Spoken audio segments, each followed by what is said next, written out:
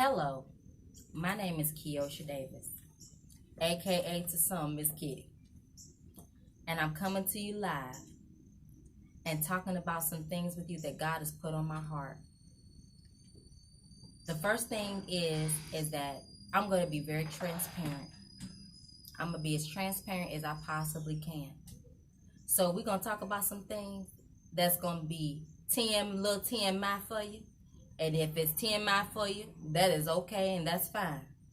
There's some things that we're going to talk about that's going to make you hold your butt cheeks. If that's a problem for you, that is fine too. But I'm just coming to you to try to help some people out on some things that God has put on my heart. Whether you're a Christian, an atheist, a Muslim, or whatever reformation or denomination or religion you belong to, you will be able to receive something out of this. So, my first topic I'm going to talk about is rejection. Now, I'm going to be coming from the book called Overcoming Rejection by Frank and Ida Mae Hammond.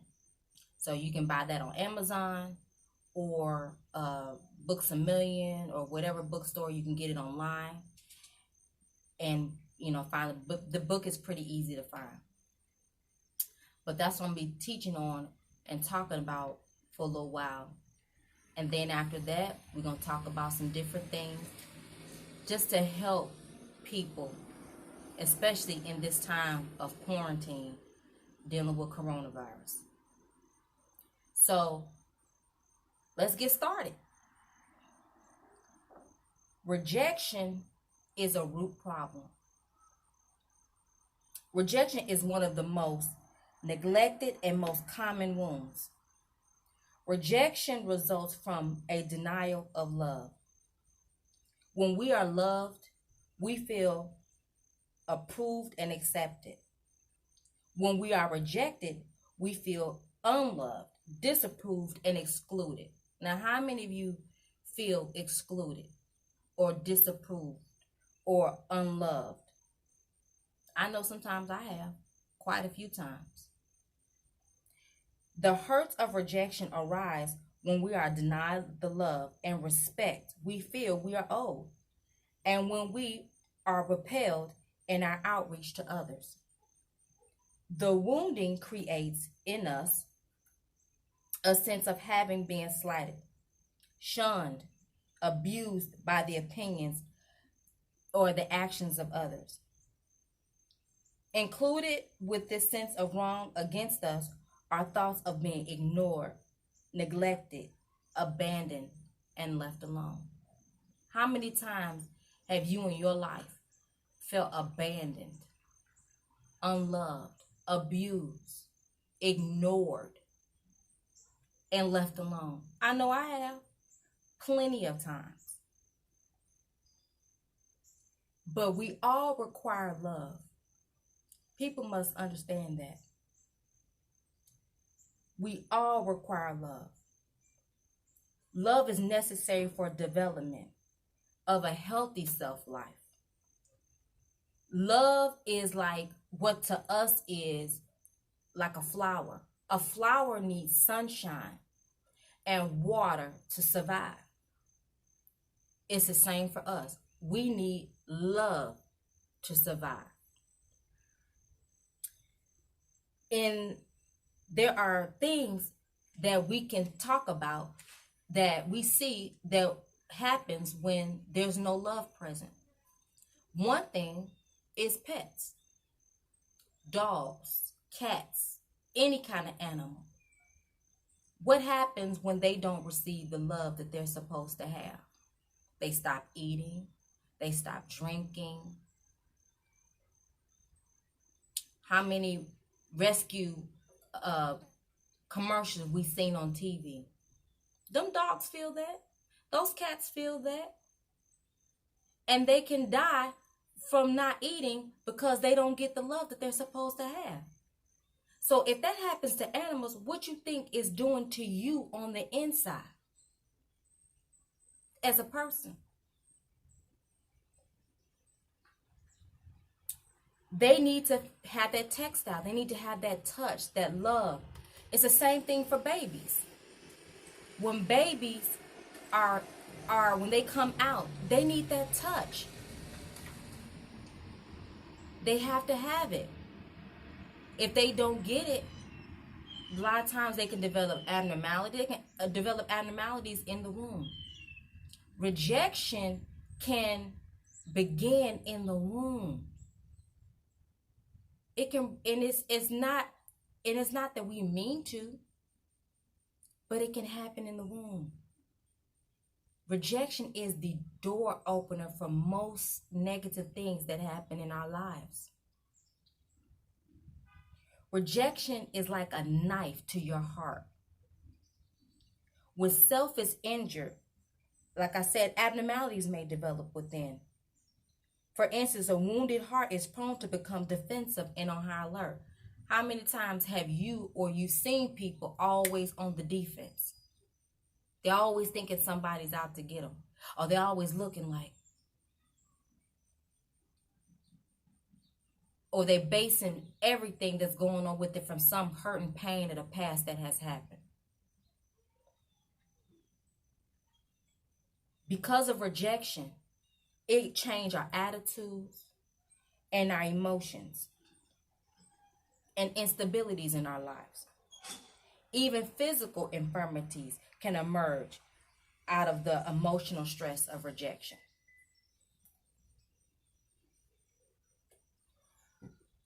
Rejection can seem so small, but in actuality, it's a really big thing. It's a really big thing. There are people in the Bible that have received a lot of rejection. One is Joseph. He received rejection from his brothers. He had a dream. They misinterpreted the dream. And the thing was, they thought that they were going to have to bow to him. They thought that he was just going to rule over them. And it was like, you're not finna rule over me. You are our younger brother. That's not happening. But they didn't understand. The whole point of it was not the fact that he was going to be ruling over them like that. The point was God was going to put him in a place of position and power to save their life and to save the children of Israel. See, if they had known that, they might have shut their mouth. But no, they got in their self, they got in their pride, and they didn't want to receive it. Because all they can see was the fact he coming to tell us what we about to do. Another person that was rejected, a lot of people talk about Job. Lost everything he had. People told him to curse God and die. He had a big family, nice, beautiful family, had money. And then when everything was taken from him, then people want to tell him, oh, you must have did something wrong. You need to just curse God and die. You're not worthy to even live. Another person who was rejected in the Bible, a lot of people talk about Moses. Moses' mother sacrificed her life to save his life. But the thing is that was a part of rejection because he had to leave his mother. So she put him in a stream of water where there was a whole lot of animals, hippos, crocodiles, snakes that could have ate him alive. But she'd rather that happen and him have a chance to live than him being killed by the hands of the soldiers. So he gets taken in by a family that later on he got to come back to tell them what they doing is wrong and they need to let go of the slaves that they had, that they so depended on for everything that they had or everything that they were building. They depended on them. You just gonna come up in here and tell them that they need to let it go. Tell them that God said, let them go. Who they didn't even serve or worship or didn't really pay attention to or want to know about. So how is that rejection for you? He had to prepare for that.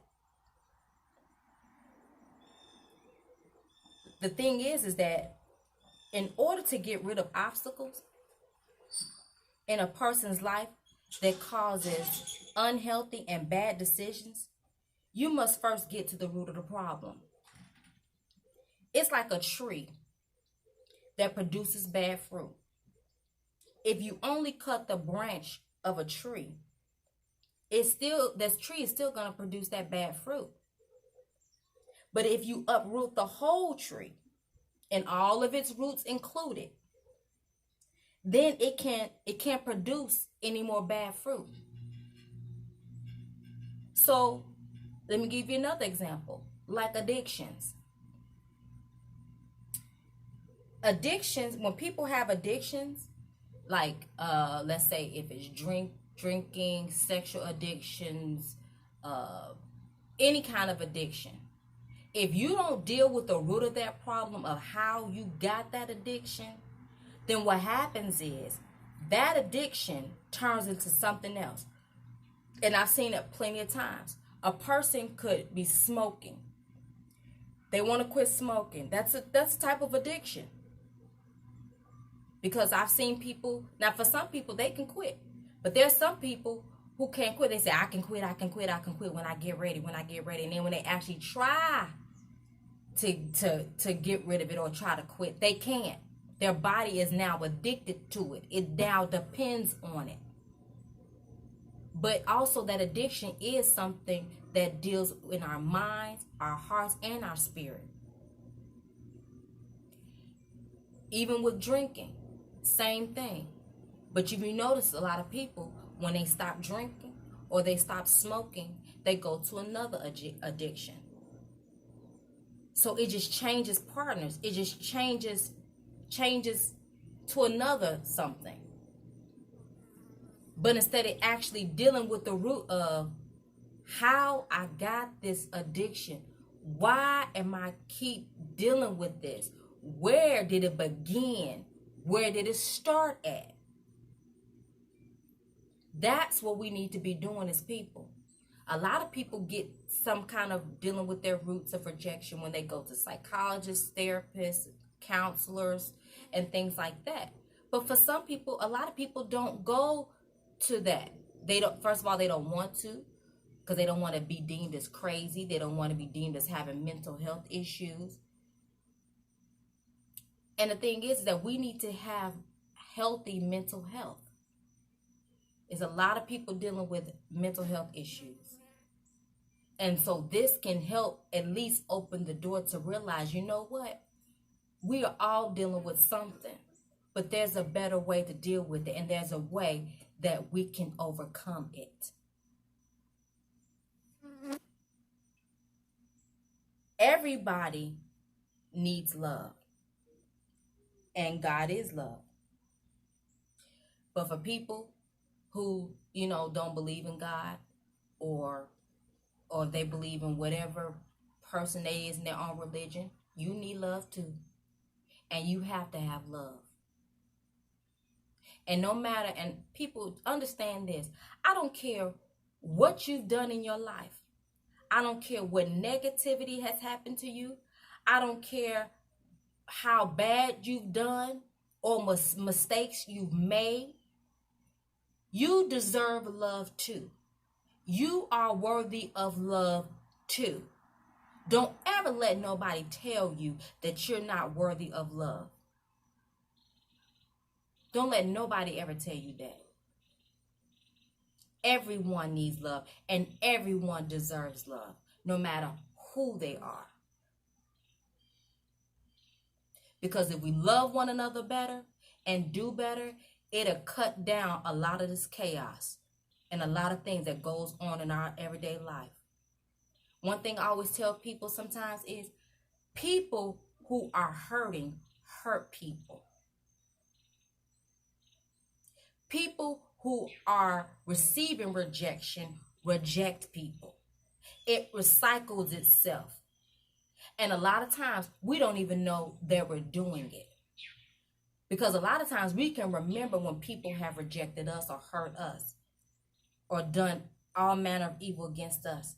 But we don't see that sometimes we pick up them same behaviors or those same things and we implement it on other people. And that's what we have. That's what the whole point is to open that up for you to see. Examine yourself. It's okay to thine own self be true. Be honest with yourself about yourself. Because that's how you can be free. The demonic hates love. Or negativity hates love. It cannot function. Negativity and the demonic cannot function in an environment that is hostile to its nature. And an environment that's hostile to its nature is love. I remember seeing on YouTube, it was a big crowd where it was, I think it was Black Lives Matter. I can't remember if it was Black Lives Matter or not. But there was this group of a lot of black people, and there was a group of white supremacists. And they was at each other in each other's face. And this one black dude went to this one white gentleman or white dude and was like, "Why do you hate me so? Why do you hate us? Why do you hate us? Why? Why?" And the white man said, "I don't know. I don't know." So the black man begins to hug him. Just hugged him. How many of you are willing to do that? He showed him love. And because he showed him love in that instance, it changed the mind and the opinion of that white supremacist. Because he didn't even understand why he was hating him. Sometimes we do stuff and we don't really understand what the heck we're doing. Sometimes we do know. But for the ones that don't know, we just go by things that we're taught. Because to be honest with you, a child is an open canvas. It's a blank canvas. The things that they're taught by their parents, their environment, their schools, what they see on TV develops their mindset. So that's how they become like that. And they don't even understand what the heck they're doing until they're faced with it and somebody points it out. And then they have to make a choice. Do I want to believe what I'm seeing about myself, or do I not want to believe what I'm seeing about myself? But a lot of us, it's really not our fault. But the part that can be that you need to take that we take responsibility for our actions is the stuff that we do know better to do on. So to get back to my point, just like the Bible talks about, husband love your wives, wives love your husbands, parents love your children, and Christians love one another. But keeping alive wounds of rejection within us opens doors to the opportunity of the demonic or negativity to keep working. The demonic is not divided. Negativity is not divided. It comes together for a certain purpose. It unifies. But it's maintained through fear, control, and domination. And it keeps us in bondage. So what happens is, an example of that is, when we go through stuff, things happen to hurt and pain in the past. What happens is negativity comes, or the demonic comes, and it causes you to start ruminating over those things that happened to you.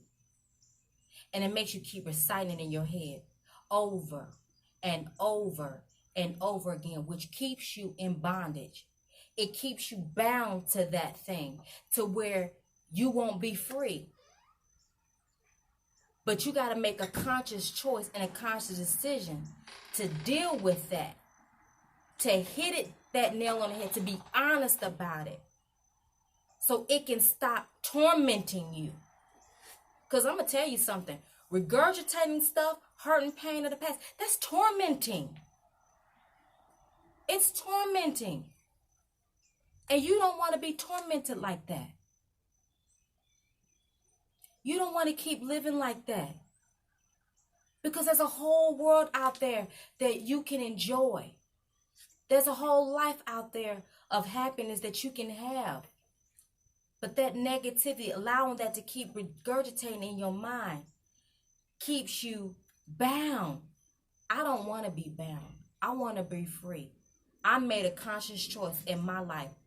I'm going to let go of those things. I'm going to forgive, and I'm going to let go of those things, hurt and past, so I can hurt and pain in the past, so I can move forward.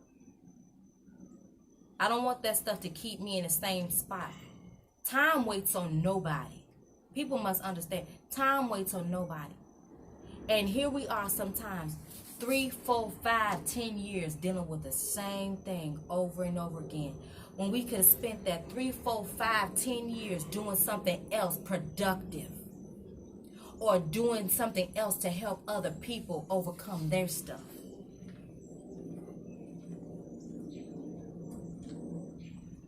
There is a fear of rejection. When a person has been wounded, the fear of additional hurt causes him to create defense mechanisms.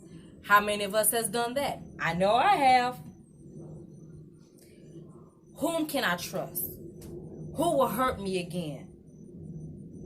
Or we're basing what we're dealing with a certain person based on what happened to us way back when. Are they going to do me the same way? Are they going to look at me the same way? Will other persons also inflict similar wounds upon us? That's what we're thinking. Are they gonna do the same thing to me that somebody else did to me? And what happens is, in order for us to try to prevent that from happening or prevent us from being hurt again, we start suspecting the intentions of other people. We start judging. We start assuming. And we start thinking, oh, they're going to do this. They're going to do that to me. And then what happens is it progresses into something deeper, into what psychologists call paranoia.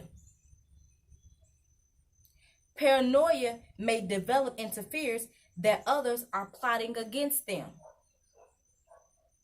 The root behind paranoia is always the fear of rejection. Paranoia will have you chasing your tail. It'll have you, squirrel, squirrel, squirrel, squirrel, squirrel, squirrel, squirrel. Oh, they have to get me. They try to get me. They try to do this. That's what paranoia does. Why would you want to live a life like that? That's exhausting. Aren't you tired? Aren't you exhausted? The paranoia causes you to think stuff that's there that it's not. We're trying to assume that somebody's doing, so we want to get to them before they can get to us. And really, their motive may not be about us. It may not even have anything to do with us. They might be dealing with their own rejection issues or dealing with other stuff, and we think they out to get us. When in actuality, they ain't even paying us no attention. So, we must understand that, and I'm going to end on this note. And next time I come back, we'll be talking about self-rejection. That's what we'll be talking about next time. But you have to be honest. Again, I'm going to say this, and you're going to hear me say this a lot, because I want to make sure this hits home for everybody. You want to be free? You want to be free? Be honest with yourself about yourself. I don't care how ugly it is. Be honest about it. Own it. And that's the first step of how you can be free from rejection. Whether it happened to you, what was done to you, being open and honest about it. Talk about it with someone that's a safe space. But first start with you. If you have to get in a room by yourself and just start talking about those things that's really deep down inside where it all began. Search yourself. This goes for anybody that deals with rejection. Rejection has it don't care. It doesn't care. It don't care what religion you are. It don't care what type of person you are. It don't care if you rich or if you're poor, if you got status or you poor. It don't care. It doesn't care. It happens in everywhere, in any walk of life. So, I'm going to leave you on that note, and I'll be back next week. You have a blessed day and have a blessed week until I see you next time. God bless.